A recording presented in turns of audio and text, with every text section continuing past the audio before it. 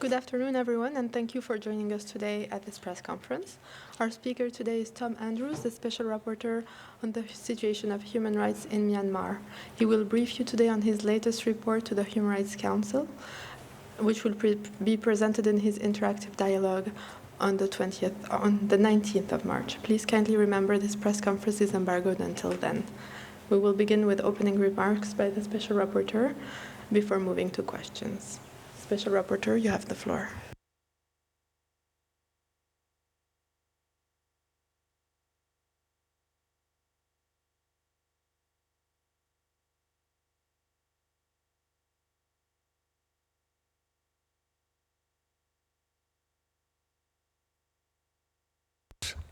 That one. Some people prefer it when they're not able to hear me, but okay. Is this okay? Everybody can hear me? Okay. Good afternoon, everyone. First, I have good news to report regarding the people of Myanmar.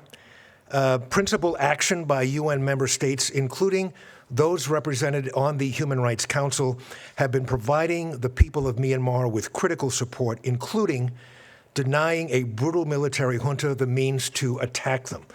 These actions are having a significant and tangible impact. Governments have launched investigations of arms transfers to Myanmar.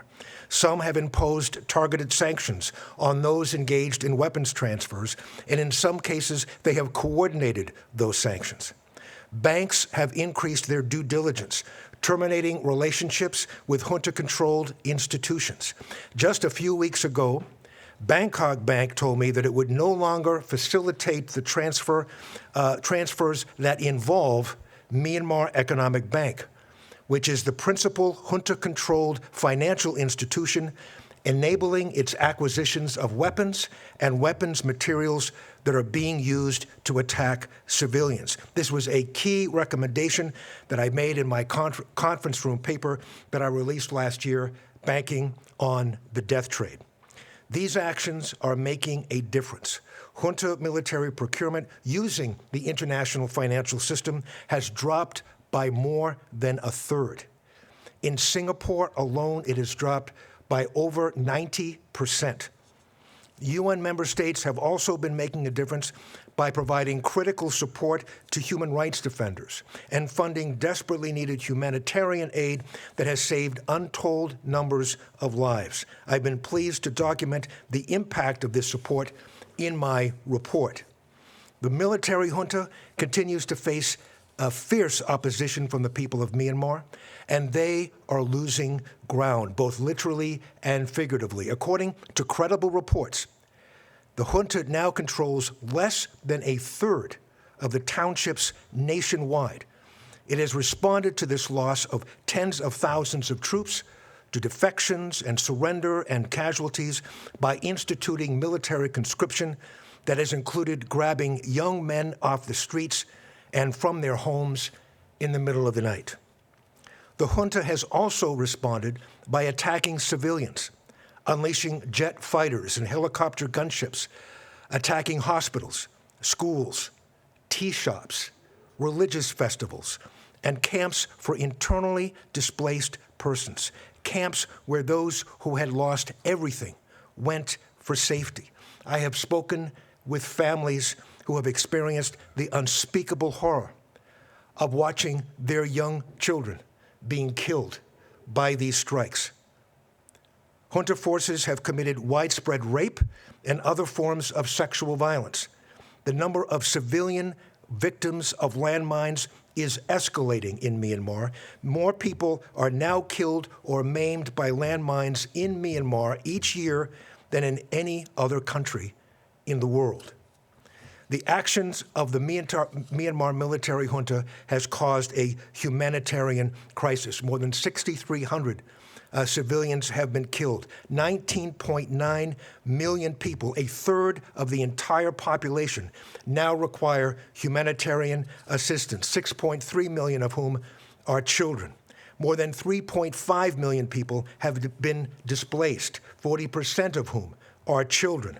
More than half of the population has fallen into poverty, Another 25% is at risk of joining them. The World Health Organization has named Myanmar as a hunger hotspot of highest concern, and for good reason. 15.2 million people in Myanmar face acute food insecurity. In Rakhine State, a famine is imminent, with 2 million people at risk of starvation. Humanitarian aid workers on the border in Bangladesh have told me of new arrivals from Rakhine State showing visible signs of severe malnutrition, including uncontrollable shaking. Criminal enterprises have flourished. Myanmar is now the largest supplier of opium in the world. But just when Myanmar wondered if conditions could get any worse, they are now becoming exponentially worse. And this is not because of the military junta. It is because of us, the international community. The sudden, chaotic withdrawal of support, principally by the government of the United States, is already having a crushing impact on the people of Myanmar. I have spoken with those who have lost access to medical care, to disabled persons and their families and family members of disabled children who have been locked out of rehabilitation centers. I've spoken with human rights defenders providing food, medicine, and other life-saving and life-sustaining services who told me that their funding was terminated by a U.S. government agencies only days after being told by the very same agency that they've been granted an exemption. There is a severe cost to this chaos, a cost that is not only being borne by the people of Myanmar, but by the region and beyond. Deteriorating conditions in Myanmar and in refugee camps will destabilize border regions and increase the flow of people crossing the Myanmar border. There is growing fear among medical service providers that Myanmar has become a global hotspot for drug-resistant tuberculosis. HIV medicines have been inaccessible to those in need of them for 7 weeks now. Children are now being denied vaccinations. These are developments that not only impact the people of Myanmar, but the region. Hopes that other nations might step up to help fill in these gaps left by U.S. cuts are being dashed by announcements that aid budgets are being cut by other countries, not as severely and not as abruptly, but reduced nevertheless, even as military spending increases. A few days ago, the World Food Program announced that 1 million people will be cut off from life-saving food assistance in Myanmar because of a lack of funding. Earlier this month, the WFP warned that unless a severe funding shortfall is quickly reversed, food rations for Rohingya refugees in refugee camps in Bangladesh will be forced to be cut by more than half in the 1st of April. More than half. In other words, in just a few days, refugees will need to figure out how to survive when their already meager food rations drop from 42 cents per day to 20 cents per day. 20 cents per day. As I have previously reported, when less severe cuts were made in 2023, there was acute malnutrition that resulted, threatening irreversible harm to children. If these cuts go through, we can count on health indicators plummeting, with desperation fueling violence, human trafficking, child marriage, sexual exploitation, and increasing number of people putting their lives and those of their families in the hands of smugglers. Don't get me wrong. Questions about the efficiency and effectiveness of aid programs can and should be addressed, as should concerns about burden sharing. But this is not about either. It is about making politically motivated and demonstrably false declarations about corruption, waste, and abuse that will cause immense suffering and cost untold numbers of lives. It is about pulling the rug out from beneath human rights defenders and community leaders who have been courageously battling to save lives and save their nation. In a word, it is about betrayal. Betrayal. This is shameful. The Human Rights Council has been called the conscience of the United Nations. Members of the Council are in a position to do what others cannot do, particularly those who are terrified that speaking up might further compromise their ability to deliver critical services in the midst of a deepening humanitarian crisis. I will therefore on Wednesday be urging that member states of the Human Rights Council speak out, that they issue a declaration of conscience against this unfolding disaster, and I will urge them to follow up those words with action that includes funding vital, life-sustaining programs that are being slashed and burned and jeopardized. Members of the Human Rights Council need to be clear that they reject the shameless, baseless attacks on these programs and the people who make them work, people who reflect the very best of humanity. These attacks are costing lives, and if they are not stopped, the death toll will rise exponentially. The world needs to know that human rights and human decency matter. They need the Human Rights Council to stand with and for those whose lives are on the line. There is no time to lose. Thank you, and I'll be very happy to answer any questions.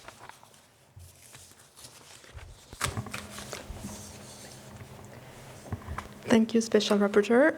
Mr. Andrews will now take questions. Please state your name and your organization before asking a question. Hi there, afternoon. Thank you. It's Olivia Lepodova from Reuters here. I have a couple of questions. Are you able to speak at all, give a bit more detail on recent airstrikes you mentioned briefly in your statement there, and what you're seeing on the ground? Most recently, I know there was one, I think, yesterday on a monastery. And secondly, Bangladesh is planning to organise a summit later this year to build momentum for repatriating the Rohingya. Have you been speaking with authorities in Bangladesh, and what do you think about potential repatriations? Obviously, that also within a context, as you mentioned, of grave concerns for the humanitarian situation, both in Myanmar and in Bangladesh with these cuts. Thank you. Thank you very much. Very good questions. First of all, the airstrikes we know are increasing just systematically, significantly, and I detail those in my report. But we also know that the level of brutality of the attacks in villages has also increased. And in the report, I talk about how now not only are they going in and burning homes and community buildings and so forth, engaging in horrific sexual assault and abuse, but we know that they are now terrorizing people. They are taking literally bodies and dismembering them, and they're putting body parts around the village, the outskirts of the village, to terrorize the survivors of those attacks. So the gruesomeness of these attacks have increased, as well as the numbers of attacks. With respect to Bangladesh, the conference, I think the conference is a very good idea. We need to be putting the attention of the world on the crisis in Bangladesh, as well as the crisis in Rakhine State. We know that there are hundreds of thousands of people, Rohingya, who have been displaced in Rakhine State, and others displaced in Rakhine State, that are in desperate need of aid and support. Clearly, we need to be addressing the crisis in Myanmar, and conditions in Myanmar have to change significantly before the safe and sustained and dignified repatriation of Rohingya can occur. I mean, at this point, they would be literally putting their lives into the hands of those who attacked them so brutally that put them over on the Bangladesh side in the first place. So we need to address those conditions, make it safe for people to return. And listen, I've talked to many Rohingya in Bangladesh. I was there a month ago, and almost all want to go home, but not under these conditions.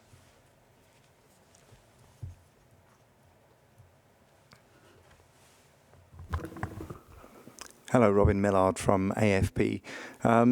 Who's fueling this conflict then, in terms of money, in terms of weapons, in terms of allowing the flow of finance? You mentioned the bank, which has now cut off financial flows. Who else is there? Who else is now in the crosshairs?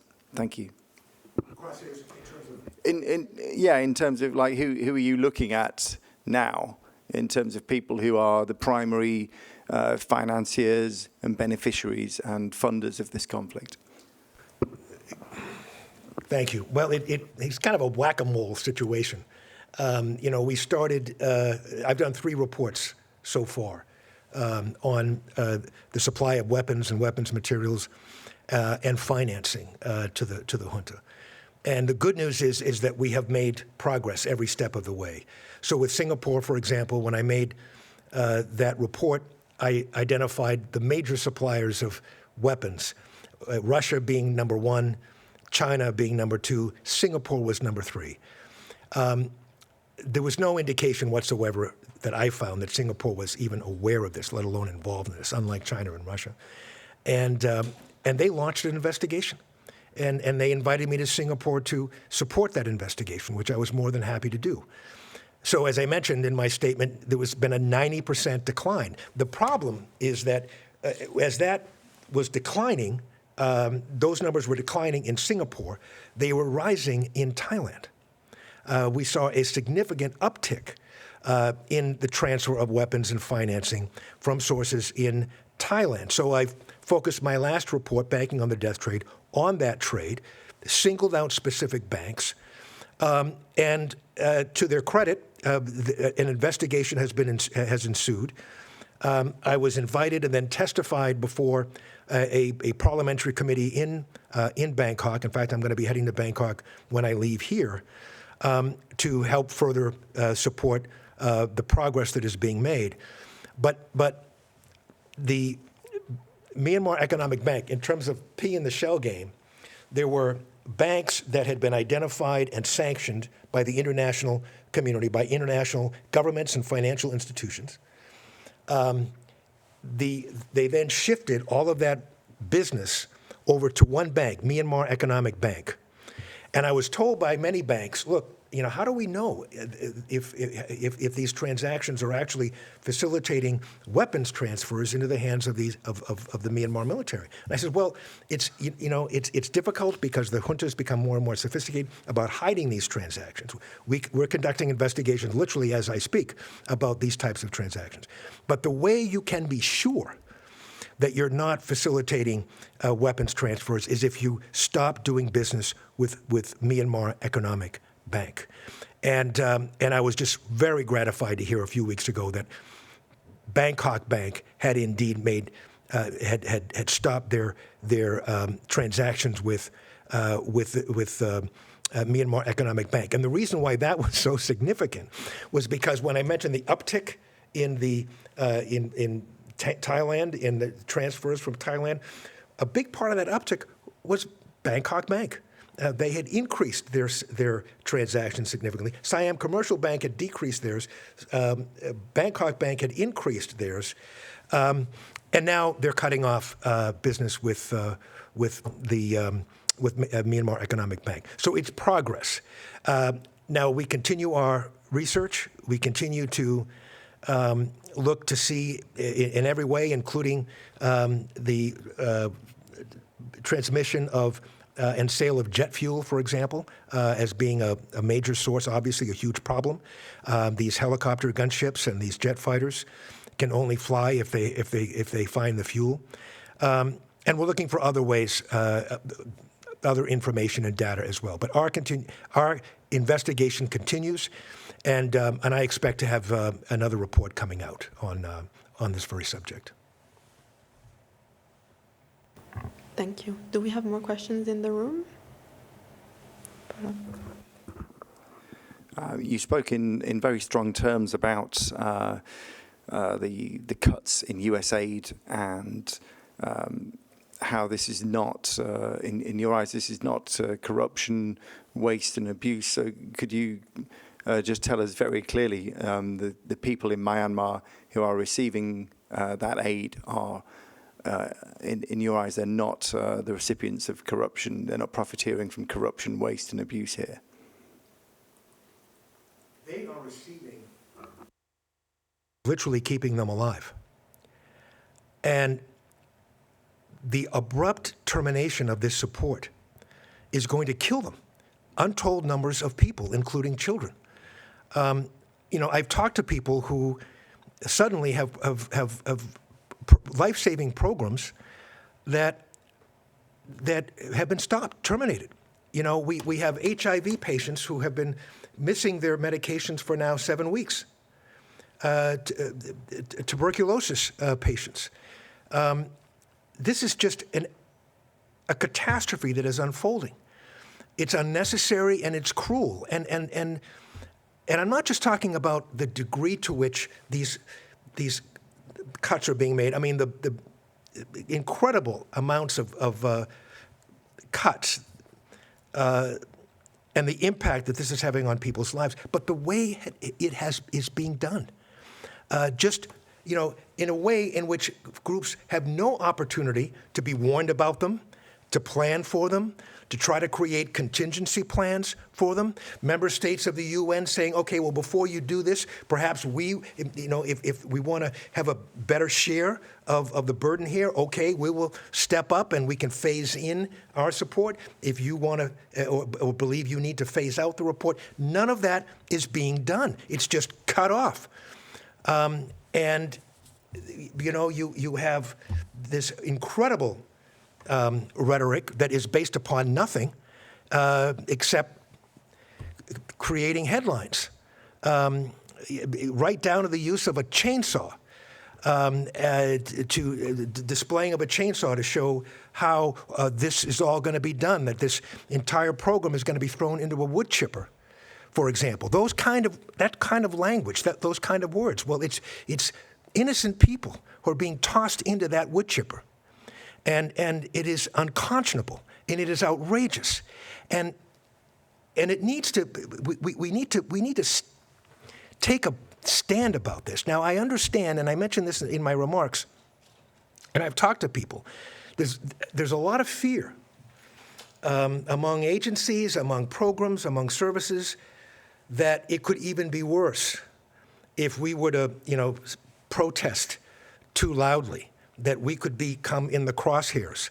And so the Human Rights Council, members of the Human Rights Council, are in a very important position to say what others may not be able to say, to speak truth to what is going on here, and then to try to work very quickly to try to help support those people whose lives are on the line right now because of these cuts. So that's what I'm calling for, that the group that's been called the Conscience of the United Nations step up and issue a declaration of conscience and take action. Because if they don't, if the Human Rights Council does not, well, then who will? Thank you, Mr. Andrews. If there are no more questions in the room, one more. Thank you. Yeah, could you speak a little bit more about the role that opium is playing in this conflict and these burgeoning scam centres which are appearing? Yeah, what is the role that they are playing in this conflict? Well, this has just become a hotbed of criminality. I mean, the junta itself is really a criminal gang. They are basically holding the people of Myanmar hostage. And so other criminal gangs and other criminal enterprises have very fertile ground for their operations. So yes, the production of opium, the production of synthetic drugs, methamphetamines, for example, fentanyl and other synthetics are on the rise in Myanmar. The scam centers, people are being abducted, the victims of human trafficking from throughout the region and the world, actually, being herded into these scam centers. And I've talked to some of them who, thought they were applying for a respectable job requiring, computer skills and communication skills in various languages, promised, good salaries and so forth and so on. And they find themselves in these, literally imprisoned, tortured, forced to rip people off in the region and around the world, by the way. It depends on, that's why these languages are so important. So it has been a hotbed of criminality, and whether it be drugs or whether it be scam centers, whether it be sex trafficking, whether it be any number of things that are involved, these things are on the rise because of the criminality that exists and because the conditions for criminality exist. So it is one other reason why action by the international community is so imperative, and why inaction by the international community will be so costly.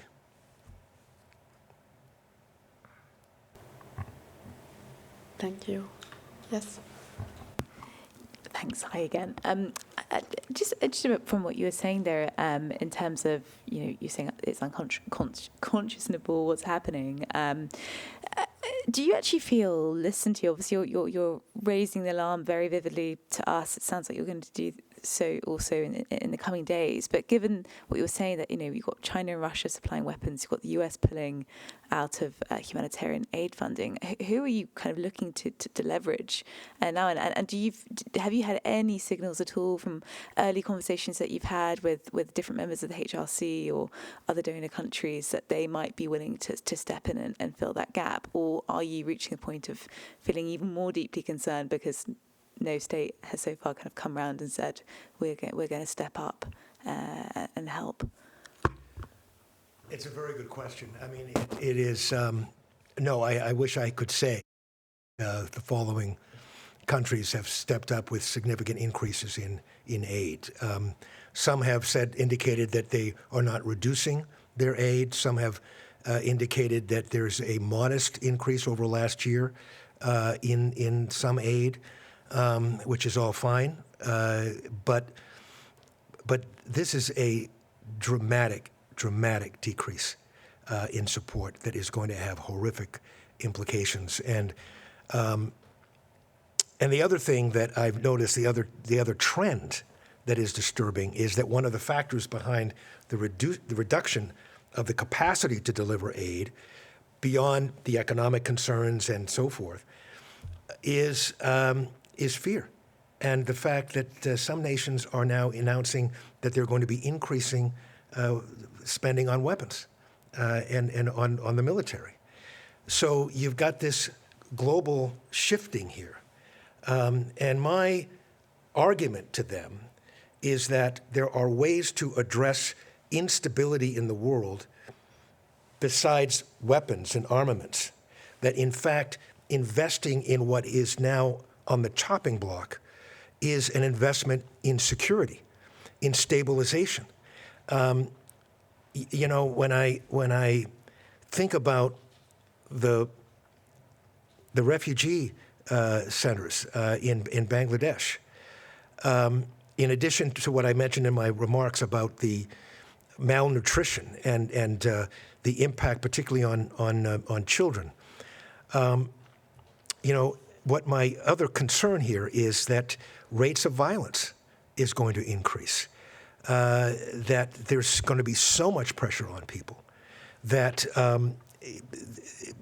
violence will increase. We know that there are militant groups that operate in the camps, that criminal groups that operate in the camps that prey on people already. But under these conditions, all of those things could become even worse. And then, we've we've seen what happens when desperate people have no other option but to get out of the country. And so I'm very fearful that those boats that we've seen out onto the sea with desperate people in very not non-seaworthy craft, where people put their hands into their lives in the hands of these smugglers, we're going to see increasing numbers of those boats. And so the implications of this is humanitarian, but it's also security and stability. And so I think we need to be paying attention to the full picture of what's at stake here, and to take action to address this as soon as humanly possible. I wish I had a better answer for you.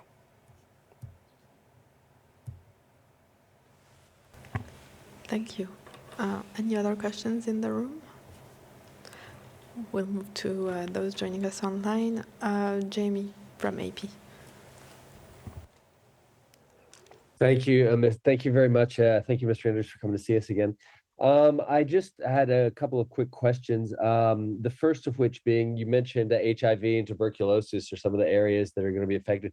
Could you be as specific as possible about the funding that you're aware of that is going to be reduced, that specifically is going to be affected by these cuts in the context of Myanmar?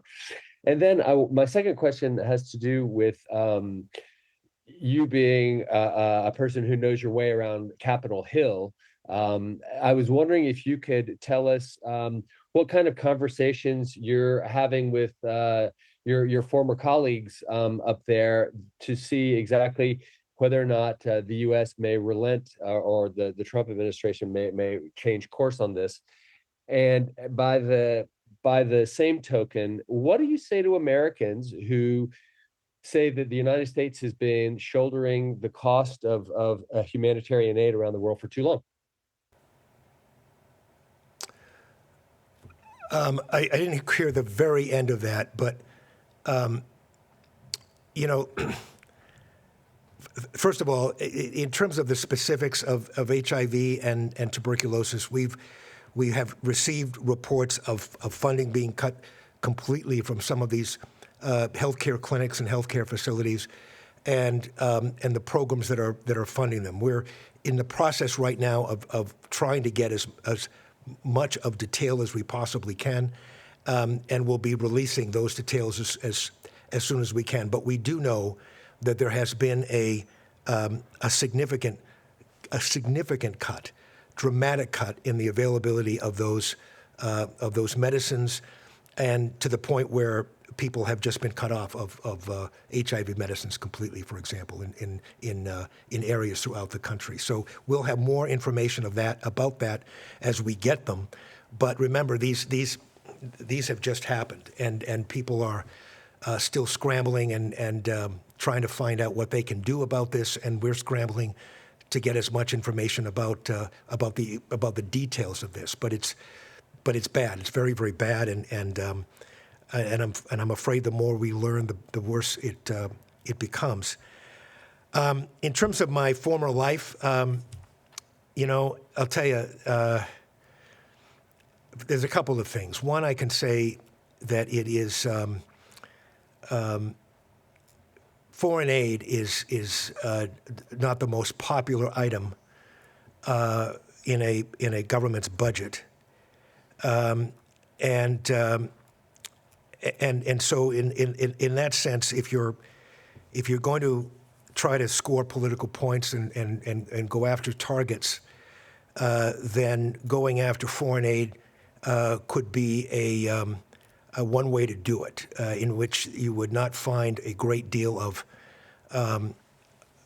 political support among people in the country to humanitarian aid, because frankly I don't think that in the United States, and I venture to say this is true of other countries in the world, that we've done the kind of job that we need to explain and discuss and engage with people about why it is so important to be making these investments, why it means so much.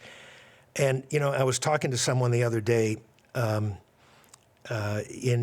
the U.S., and it was the kind of thing where, it was, first of all, people didn't realize, I didn't realize just how much good those investments from the United States were doing, of just what kind of impact they were making. It's like the saying, you don't know what you've got till it's gone. And I think that the facts about what this means, I think that the degree to which those facts can be put into the hands of the people of the United States in this case, I think that that they will be supportive of these programs and these investments, and they will be opposed to not only the degree to which these cuts are being made, but how they're being made. This does not reflect, in my view,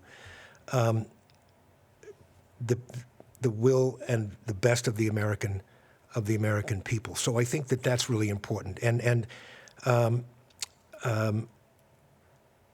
the question of burden sharing, I think, is a fair one. You know, I think that, you know, people would say, look, why are we doing all of this? Why aren't more countries doing more? Why isn't this responsibility being borne more equitably among all countries? And I think that's fair, and I think that there's a reasonable discussion that needs to be had about those very things.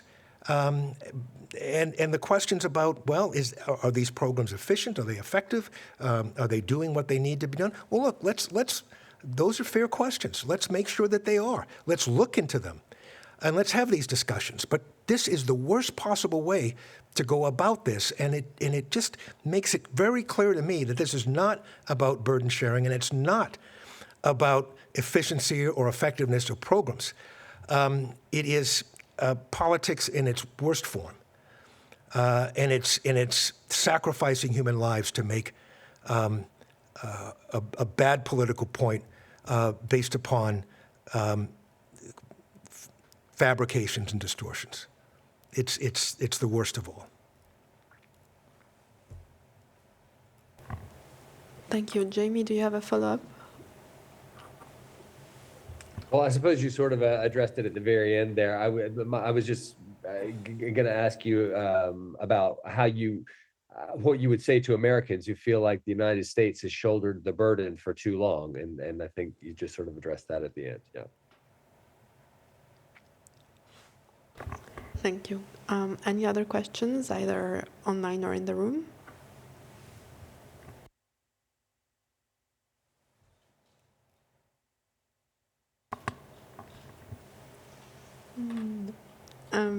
If there are no further questions, we will now close this press conference. Thank you for joining us today. Thank you, Special Rapporteur. Thank you.